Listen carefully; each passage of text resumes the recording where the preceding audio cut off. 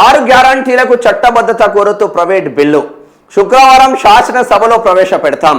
కాంగ్రెస్ ప్రభుత్వ హామీలే కనుక మద్దతు ఇవ్వాలి అంటున్నారు కేటీఆర్. 6 గ్యారంటీలకు గాను మహాలక్ష్మి పథకంలో భాగంగా ఉచిత బస్సు ప్రయాణానికి సంబంధించిన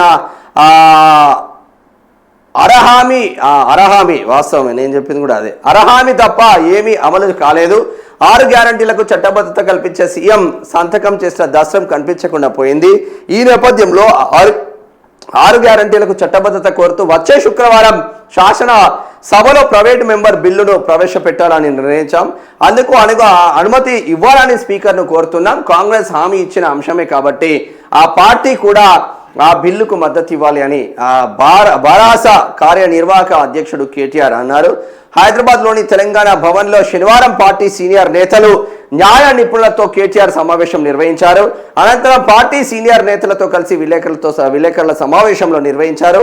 2023 డిసెంబర్ 7న సీఎంగా రేవంత్ రెడ్డి మొదటి ప్రమాణ స్వీకారం చేసిన తర్వాత 6 గ్యారంటీలపై మొదటి సంతకం. ఓహో అంటే అవ్వ ఒక్కొక్కడు.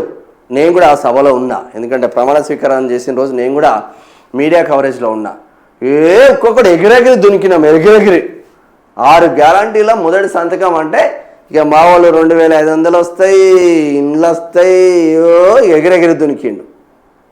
ఆ ఫ్రీ బస్సు అర గ్యారంటీ, అది 6 గ్యారంటీలో 1 గ్యారంటీలో అర గ్యారంటీ మాత్రమే, ఇంకా సగం ఉన్నది దాంట్లో.